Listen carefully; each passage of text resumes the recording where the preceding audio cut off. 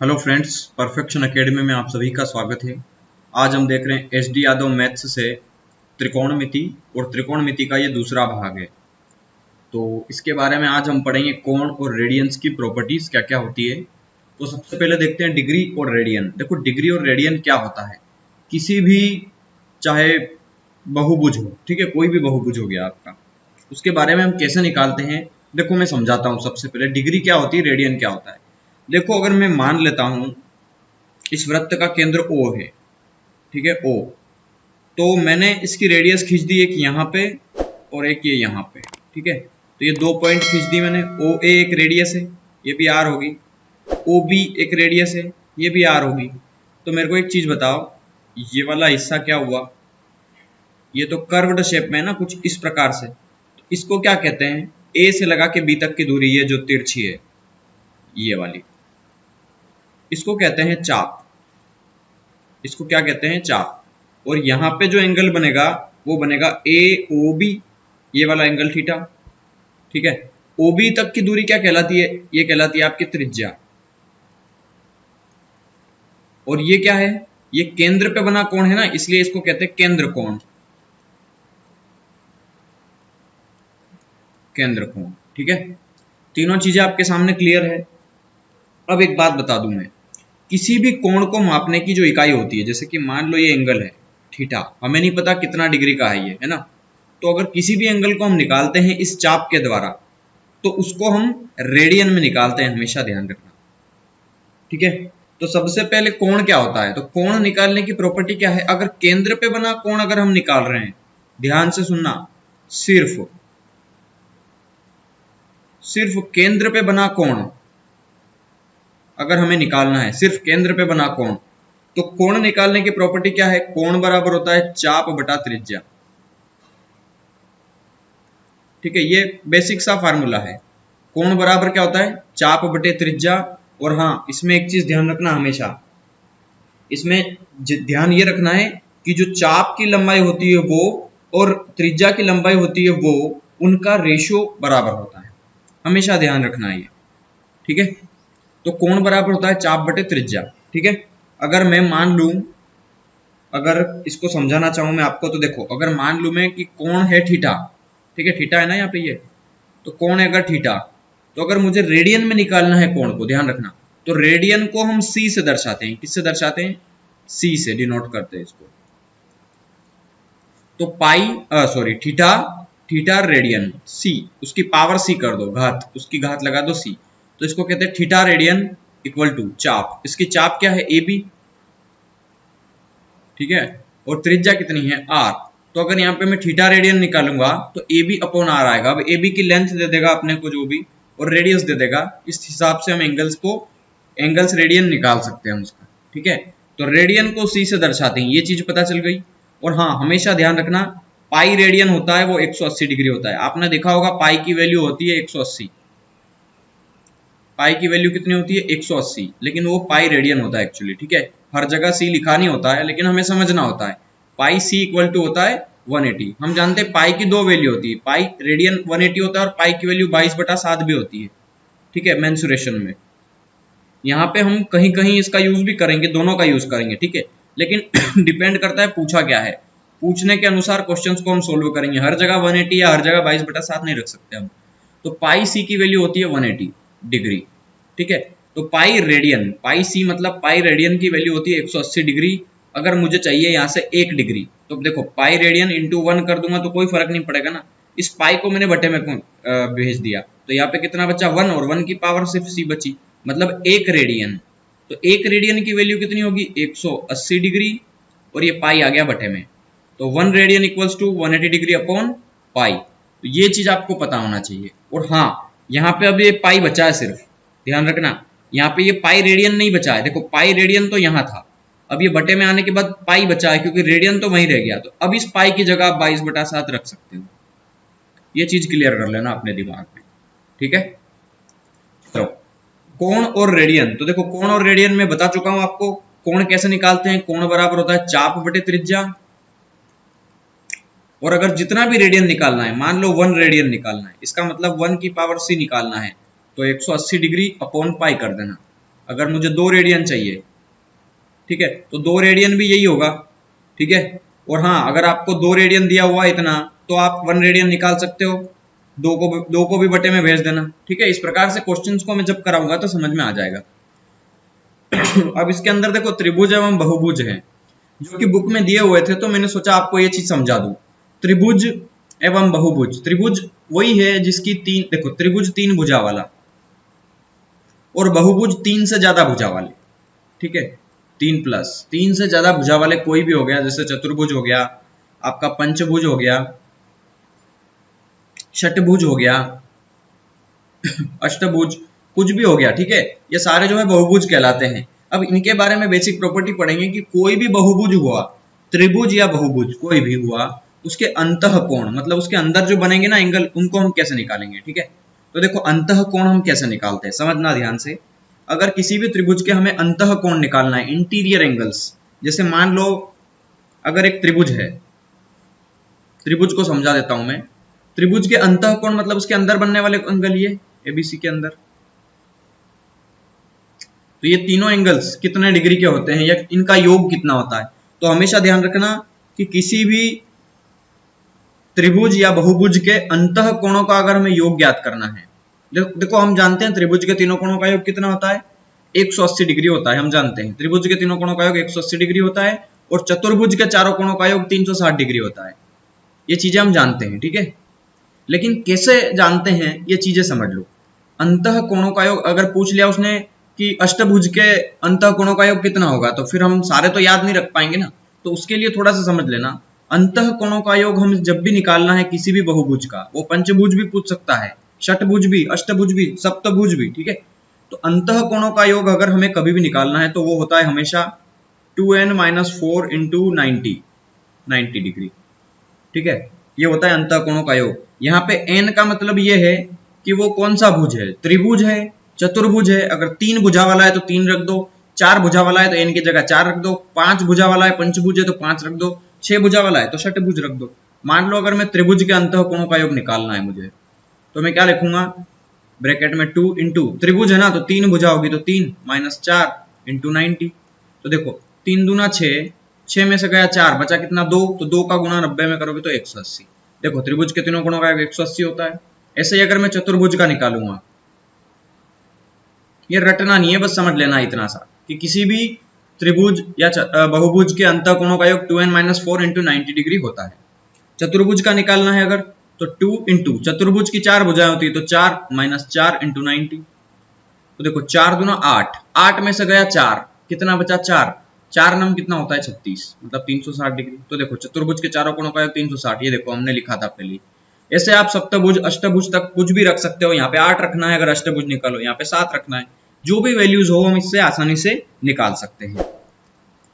किसी भी बहुभुज के बाह्य कोणों का योग कितना होता है, देखो ध्यान रखना हमेशा, किसी भी बहुभुज के बाह्य कोणों का योग हमेशा, देखो बहुभुज और त्रिभुज में फर्क समझना। बहुभुज उसे कहते हैं जिसकी 3 से ज्यादा भुजा हो, ठीक है।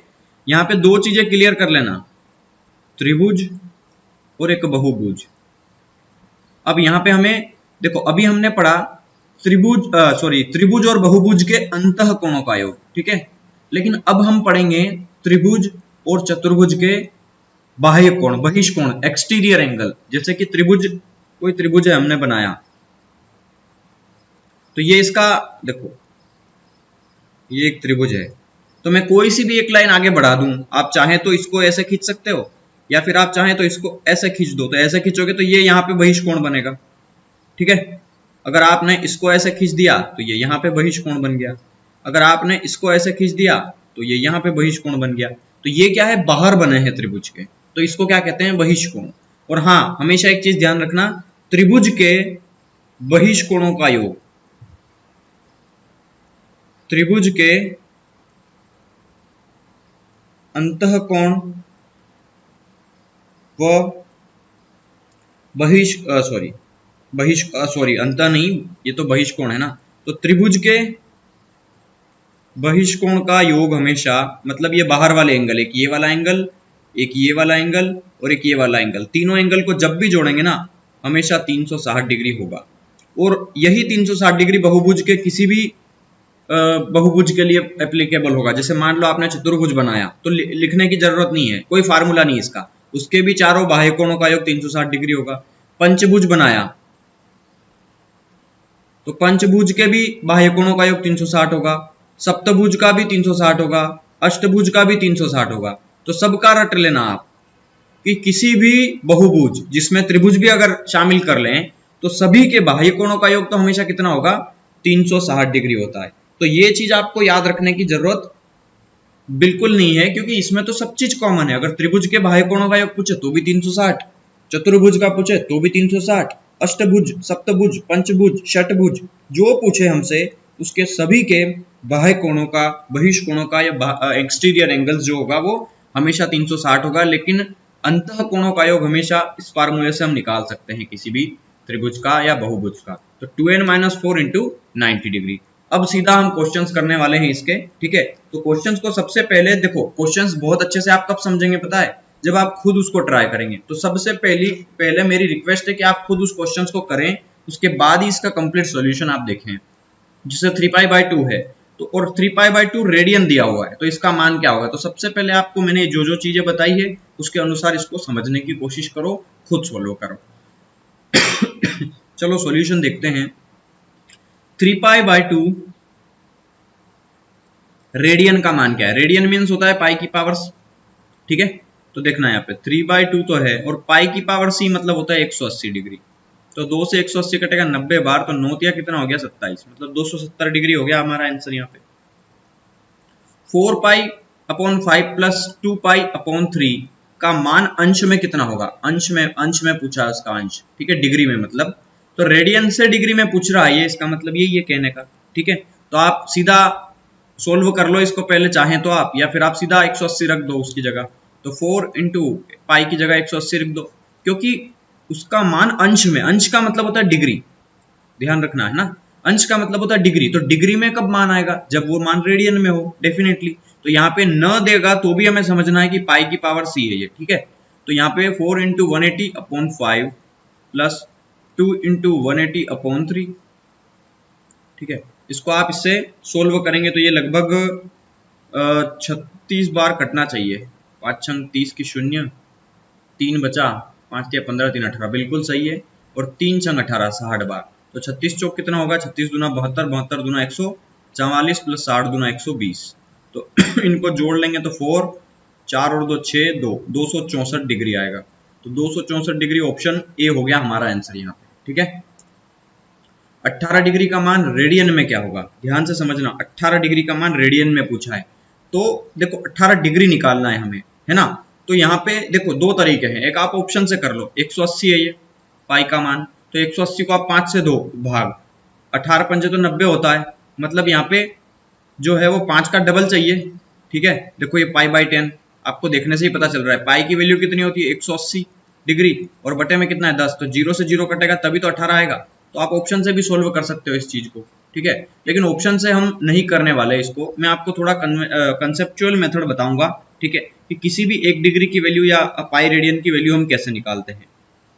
देखो हम जानते हैं पाई रेडियन इक्वल टू होता है 180 डिग्री, ठीक है। तो अब हमें 1 रेडियन नहीं चाहिए, हमें जो है वो पाई में वैल्यू चाहिए उसकी, ठीक है, डिग्री में चाहिए। 18 डिग्री का मान पूछा उसने, तो देखो 180 डिग्री बराबर इतना है, तो 1 डिग्री बराबर कितना होगा, तो π/180, ठीक है। ये चीज समझ में आई होगी आपको। और पाई c और 180 डिग्री, ठीक है। अगर मुझे 18 डिग्री की वैल्यू चाहिए तो यहाँ पे मैं 1 में 18 का मल्टीप्लाई करूंगा, तो यहाँ पे भी मुझे 18 का मल्टीप्लाई करना पड़ेगा। तो 18 से 18 180 कटेगा 10 बार, मतलब π/10 आ गया, बराबर ये कितना है 18 डिग्री। और यहाँ पे ये पावर c है ही सही ऊपर, तो ये c है। मतलब अगर 18 डिग्री की वैल्यू चाहिए तो π/10, इसको पढ़ते हैं ऐसे, π/10 रेडियन, ठीक है। तो रेडियन में पूछा था तो π/10 रेडियन, ठीक है। किसी त्रिभुज के दो अंतः कोण क्रमशः ये है, तो तीसरा कोण कितना होगा। देखो सिंपल है, त्रिभुज के तीनों कोणों का योग 180 होता है। 180 में से हमें दो एंगल पता है, 45 और 35, तो 4 3 7 और एक हो गया 8, 80 डिग्री हमें पता है। मतलब 180 में से 80 पता है, इसका मतलब हमें 100 डिग्री नहीं पता है। तो 100 डिग्री क्या होता है, आप इसको सोल्व करके देख लो ऑप्शन से, जो चाहे आप उससे कर सकते हो। ठीक है, 9 दूना 18 ये आंसर होगा, दिखने से ही पता चल गया आपको ये। ठीक है, आप इसे कर सकते हो। अभी कैसे हो गया ये, क्योंकि मैंने देखा कि पाई की जगह अगर मैं 180 रख दूंगा तो 9 दूना 18 20 बार कटेगा, और 20 में 5 का मल्टीप्लाई करूंगा तभी 100 आएगा। तो मैंने इसको आसानी से कैलकुलेट कर लिया। लेकिन आपको जो है किताबी अगर तरीके से समझना हो तो हम ऐसे निकाल सकते हैं। देखो, कोई भी अगर हमें एंगल चाहिए तो एंगल अभी हमने निकाला, कैसे निकाला देखो मैंने आपको बता दूं। मैंने अगर 1 डिग्री का मान चाहिए मुझे, तो मैंने 1 डिग्री की वैल्यू क्या निकाली, पाई बाय 180। ठीक है, 1 डिग्री, तो हमें चाहिए वो तीसरा एंगल, तो हमें चाहिए 100 डिग्री। तो अगर समझना, 1 डिग्री बराबर था pi by 80, sorry pi by 180 radian. तो अगर मुझे चाहिए तीसरा कोण, तो तीसरा मतलब दोनों को जोड़ दो, तो 45 और 35 हो गया 80 डिग्री। तो तीनों कोणों का योग 180 डिग्री होता है। तो बचा कितना, 100 डिग्री और बचा। तो 100 डिग्री अगर निकालना है मुझे, तो यहाँ पे मल्टीप्लाई कर दो पाई बाय 180, और हमें 100 डिग्री चाहिए तो 100 का मल्टीप्लाई कर दो। तो 0 से 0 कट गया, 5 दूना 10, सॉरी 5 से नहीं कटेगा ये, 2 से काट दो, 2 पंजे 10, 2 नम 18। तो कितना आ गया ये, 5/9, 5/9 रेडियन। ठीक है, तो 5/9 रेडियन ऑप्शन बी हो गया हमारा आंसर। समषटभुज के प्रत्येक कोण का मान रेडियम लिख दिया, रेडियन है ये। ठीक है, तो समषटभुज के प्रत्येक कोण का मान कितना है, कितना होगा। तो देखो, समषटभुज के प्रत्येक कोण का मान कितना होता है, तो हम उसको निकाल लेते हैं। समझना, पहले समषटभुज के, देखो उसने बोला नहीं है कि बाह्य कोण का मान, इसका मतलब ये जो है वो आंतरिक कोणों की बात कर रहा है। ठीक है, तो समषटभुज के अंतः कोणों का योग पहले निकाल लेते हैं। हालांकि हमें याद है ना, फिर भी हमें इसको निकालना पड़ेगा। मैं समझा देता हूं आपको। हमने क्या फार्मूला पढ़ा था, 2n-4 इंटू 90, और यहाँ पे ये क्या है, समषटभुज, 6 भुजा है ना, तो यहाँ n की जगह आप रख दो 6। तो 2 6 दूना कितना हो गया, 12, 12 में से गया 4 8 बचा, 8 नम 72।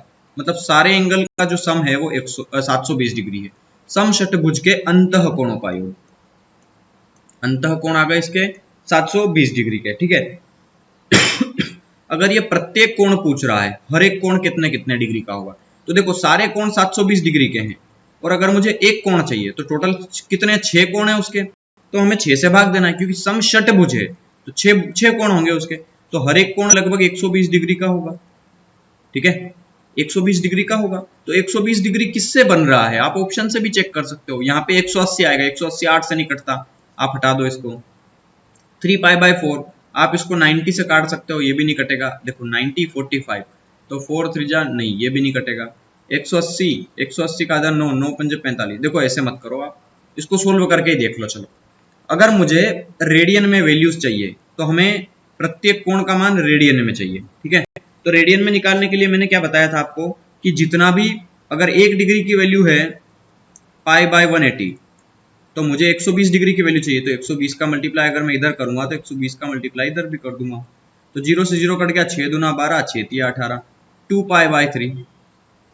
मतलब ये तीनों हमारे ऑप्शन में नहीं थे, इसका मतलब डी वाला ही आंसर होगा, ऑप्शन का डी। ठीक है, तो इस तरीके से हम किसी भी सवाल को कर सकते हैं। क्वेश्चन नंबर 16 देखते हैं। किसी समबाहुभुज के प्रत्येक कोण इतने डिग्री का है, तो बहुभुज में भुजाएं कितनी है। अब देखो, प्रत्येक कोण दे दिया तो भुजाएं पूछ ली उसने, तो देखो इसको पहले सोल्व कर लो आप। ये है कितना degree, actually 3 into pi radian होता है 180/5, 36 पंजे 180। ठीक है, तो 6 तिया 18 की 8, 1 बचा, 3 तिया 9 और 1 10, 108 डिग्री के अगर हर एक कोण बन रहे हैं उसके, मतलब ये पूछ रहा है अगर प्रत्येक कोण, तो देखो बाह्य कोण नहीं बोलेगा ना, तब तक ये सारे अंतः कोण होंगे ना। अगर एक एक कोण उसका 108 डिग्री का है, तो हमें उसके बहुभुज की भुजाएं कितनी है वो निकालना है। ठीक है, देखो अगर मैं किसी भी समबाहुभुज, मान लो ये चतुर्भुज, देखो मान लो अगर ये चतुर्भुज हुआ, तो चतुर्भुज के भी अंतः कोणों का योग हम कैसे निकालते थे, 2n-4 इंटू 90 से, है ना। किसी भी बहुभुज के कोणों का योग, किसी भी बहुभुज के अंतः कोणों का योग बराबर इतना, ऐसे निकालते थे। और इससे क्या आता था, सारे एंगल आ जाते थे, मतलब सारे एंगल का जोड़ आ जाता था। अगर मुझे चाहिए प्रत्येक कोण, हर एक कोण, तो जितने कोण होंगे, मतलब जितना भुज है वो पंचभुज षटभुज, उसी से हम डिवाइड करते थे, तो उसका हर एक कोण निकलता था। तो अगर मैं n से डिवाइड कर दूंगा तो उसकी वैल्यूज हमारे पास आ जाएगी इसकी। ठीक है, हमें उसकी भुजाएं निकालना है। तो देखिए समझना, यहाँ पे अगर हमें उसकी भुजाएं निकालना है तो कोण में दिया है ना ये, तो रेडियन में निकालने के लिए मैं इसमें क्या करूंगा, पाई बाय 180 करूंगा। ठीक है, क्योंकि ये जो है वो कोण में आएगा और रेडियन में निकालना है तो मुझे इसमें पाई बाय 180 का मल्टीप्लाई करना ही पड़ेगा। ठीक है, मतलब प्रत्येक कोण तभी निकल के आएगा और उसकी साइड्स निकल आएगी इससे, तो साइड्स निकल आएगी इसके। तो अब आप इसको सोल्व कर सकते हो। देखो यहाँ पे अगर मैं प्रत्येक कोण को देखूं तो प्रत्येक कोण उसका दिया हुआ है कितना, 3 पाई बाय 5, तो बस इसको बराबर रख दो 3 पाई बाय 5, पाई से पाई कैंसिल हो गया और 3 से ये कटेगा, 3 तिया 9 30 बार, तो 30 छंग 180। ठीक है आप क्रॉस मल्टीप्लाई कर देंगे इसको तो या इधर हो जाएगा 6n इक्वल टू ये हो जाएगा 5 दूना 10n माइनस 5 चौक 20, तो ये हो जाएगा 4n इक्वल टू 20, मतलब 4 से कटेगा 20 5 बार, तो n इक्वल टू 5, मतलब ये पंचभुज है। ठीक है, पंचभुज होगा जिसका ये प्रत्येक एंगल इतने डिग्री का होगा। इस तरीके से हम इसका जो है वो आंसर निकाल सकते हैं। ठीक है, जितना भी डिग्री का एंगल दिया हो हमारा उसको उसके प्रत्येक कोण के बराबर रख दो। ये देखो प्रत्येक कोण निकाला हमने, और हाँ ये जो था वो रेडियन में दिया हुआ था c, इसलिए मुझे अगर एंगल में चाहिए तो मैंने ये पाई बाय 180 का मल्टीप्लाई किया है। और ये 3 पाई बाय 5 क्यों लिखा, क्योंकि 108 डिग्री को यही तो है। देखो हमने इसको सोल्व किया तो 108 डिग्री आया, आप चाहें तो यहाँ पे 108 डिग्री भी लिख सकते हैं सीधा, इस 3 पाई बाय 5 की जगह आप 108 डिग्री रख के भी देखोगे तो भी आंसर आ जाएगा। ठीक है, लेकिन उससे क्या है कि पाई से पाई कैंसिल हो गया, इसलिए मैंने 108 डिग्री नहीं रखा यहाँ पे। तो ये चीजें आपको समझ में आई होगी। ये एक पंचभुज है। ठीक है, एक त्रिभुज का एक कोण समकोण है और शेष दो कोणों का अंतर पाई बाय 6 है, तो दोनों कोणों का मान कितना होगा। देखो एक 90 डिग्री का हो गया, समकोण है ना, तो एक कोण हो गया 90 डिग्री का त्रिभुज का, तो दोनों कोणों का जोड़ अब कितना होना चाहिए, 90 डिग्री होना चाहिए। और वो बोल रहा है का इसका अंतर जो है वो पाई बाय 6 है। देखो इसको ऑप्शन से करना सीखते हैं, क्योंकि इसको अगर आप जो है देखो अगर एक कोण 90 डिग्री का हो गया तो जो बाकी के दोनों कोण होंगे वो 90 से छोटे होंगे, मतलब वो दोनों कैसे होंगे, न्यून कोण होंगे, क्योंकि हर कोण जो 90 डिग्री से छोटा वो न्यून कोण कहलाता है। तो यहाँ पे पाई बाय 6, पाई होता है 180, तो 180 को आप जब 6 से भाग देंगे तो 6 तिया 18 30 डिग्री, मतलब ऐसे दो एंगल जिनका अंतर 30 डिग्री का है। क्या यहाँ पे देखो आप इसका आंसर पाई बाय 3, मतलब ये कितना हो गया, 180 को आप भाग देंगे 3 से तो 3 से 18 60 डिग्री, और पाई बाय 2 90 डिग्री, तो 90 डिग्री और 60 डिग्री का अंतर तो कितने का हो गया, 30 डिग्री का। यही तो हो गया, तो आंसर ऑप्शन ए ही हो गया हमारा आंसर इसका। किसी वृत्त की त्रिज्या के बराबर जीवा द्वारा केंद्र पर अंतरित कोण कितना होगा। देखो समझना, किसी वृत्त की त्रिज्या, तो देखो किसी वृत्त की त्रिज्या के बराबर जीवा, तो ये कोई रेडियस है उसकी और ये भी रेडियस है। ठीक है, तो किसी वृत्त की त्रिज्या के बराबर जीवा द्वारा, तो इस त्रिज्या के बराबर एक ये जीवा है, वो भी इसके बराबर है, मतलब ये भी आर है, मतलब जितनी इसकी लेंथ है उतनी इसकी लेंथ है, और ये भी त्रिज्या है तो ये भी बराबर होगी। तो केंद्र पे बना कोण कितने डिग्री का होगा। तो देखो जब एक चीज ध्यान रखना, किसी भी त्रिभुज की तीनों साइड बराबर है इसका मतलब वो समबाहु त्रिभुज है, और समबाहु त्रिभुज है तो प्रत्येक कोण 60 डिग्री का होता है, तो ये भी 60 डिग्री, ये भी 60 डिग्री, ये भी 60 डिग्री। तो देख लो आप 60 डिग्री सिर्फ यही है, क्योंकि पाई की वैल्यू होती है 180, 180 को 3 से भाग देंगे तो 3 से 18 यही आ रहा है, तो पाई बाय 3 होगा हमारा आंसर इसका। किसी वृत्त की त्रिज्या चाप की आधी है, तो चाप द्वारा अंतरित कोण कितना होगा। देखो समझना, किसी वृत्त की त्रिज्या चाप की आधी है, तो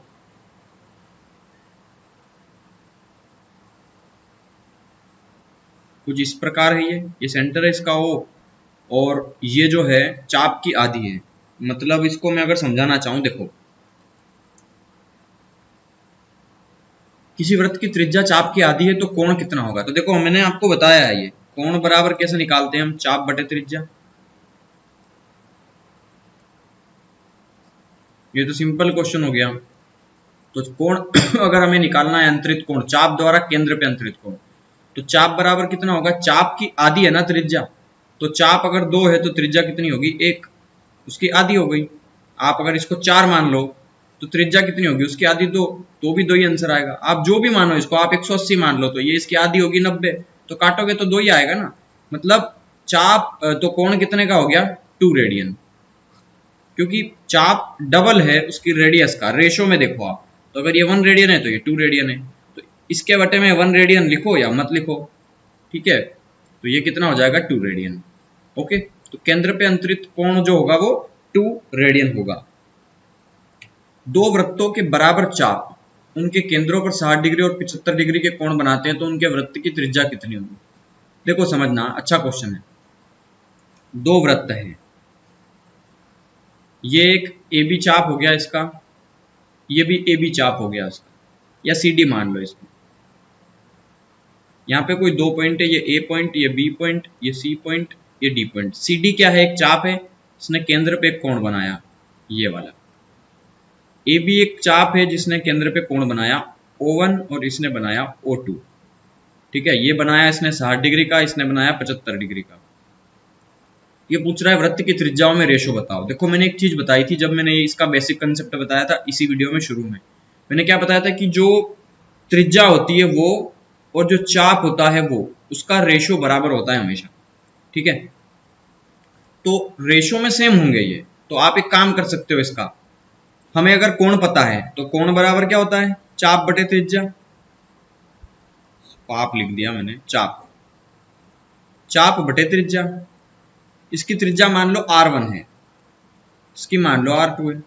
तो अगर कोण निकालना है तो तो अगर हमें चाप निकालना है, मान लो AB, वो पूछ रहा है रेडियस, सॉरी, तो रेडियस अगर निकालना है, रेडियस को यहां भेज दो, तो रेडियस क्या निकल के आएगा? R1 बराबर ये चाप मतलब AB बटे कोण मतलब 60 डिग्री। इसी प्रकार इसका भी क्या निकल के आएगा? R2 CD बटे 75 डिग्री। देखो ये चीज आई ना, इधर R1 आया AB के बटे में 60, तो इधर आएगा CD के बटे में 75। सोल्व कर लो। अब ये पूछ रहा है त्रिज्याओं का अनुपात बताओ, तो त्रिज्या, पहली त्रिज्या कितनी आई? AB अपॉन 60, दूसरा आया CD अपॉन 75, और ये बोल रहा है दो वृत्तों के बराबर चाप है, तो चाप बराबर है। अगर ये देखो तो हमें त्रिज्याओं का रेशो पूछा है, तो ये पूछ रहा है R1 रेशो R2 बताओ। तो यहाँ पे है AB अपॉन 60 डिग्री और यहाँ पे है CD अपॉन 75 डिग्री, ठीक है। तो ये बोल रहा है कि दो वृत्तों के बराबर चाप है, चाप बराबर है, AB बराबर है CD के, तो इससे एक बार कट जाएगा ये, और ये इससे कट जाएगा 15 या 45, 15 पंजे 75, सॉरी 15 चौक 60 है ना, 15 चौक 60, 15 पंजे 75। तो 1/4 रेशो 1/5, क्रॉस मल्टीप्लाई कर दो तो 5 यहाँ आ जाएगा और 4 वहां चला जाएगा, तो ऊपर आ गए। तो 5:4 में होगा हमारा आंसर, ऑप्शन डी।